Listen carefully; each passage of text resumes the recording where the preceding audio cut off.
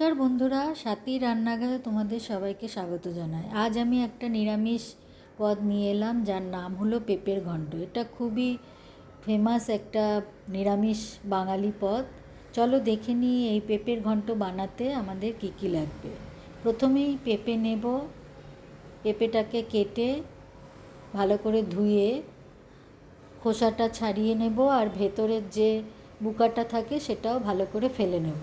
তারপরে গ্রেটার দিয়ে এইভাবে গ্রেট করে নেব, গ্রেট করে রেখে নেব। পেঁপের ঘন্ট বানাতে হলে এইভাবে আমাদের গ্রেট করে নিয়েই বানালে ভালো হয় খেতে। এরপরে গ্রেট করে রেখে নেব এই পেঁপেটা। তারপরে কড়াইয়ে সর্ষের তেল গরম করে অল্প করে দুটো আলু, ছোট ছোট আলু অল্প নুন দিয়ে ভেজে তুলে রাখবো। এরপরে আরেকটু তেল গরম করে তার মধ্যে গোটা জিরে, শুকনো লঙ্কা, তেজপাতা ফোড়ন দিয়ে একটু নেড়ে চেড়ে গ্রেট করে রাখা পেঁপেটা দিয়ে নিয়ে অল্প করে নুন দিয়ে একটু ভাজা ভাজা করে নেব। একটু ঢেকে রেখে দেব, তাহলে পেঁপেটা নরম হয়ে আসবে। একটু ঢেকে ঢেকে এরমভাবে এটা নাড়াচাড়া করে নেব, ভাজা ভাজা করে নেব। এরপরে এর মধ্যে আদা, কাঁচা লঙ্কা বাটা দেব, হলুদ দেব, অল্প করে জিরে গুঁড়ো আর অল্প করে লঙ্কার গুঁড়ো দিয়ে ভালো করে এই মশলাটার সঙ্গেও পেঁপেটা ভালো করে কষিয়ে নেব।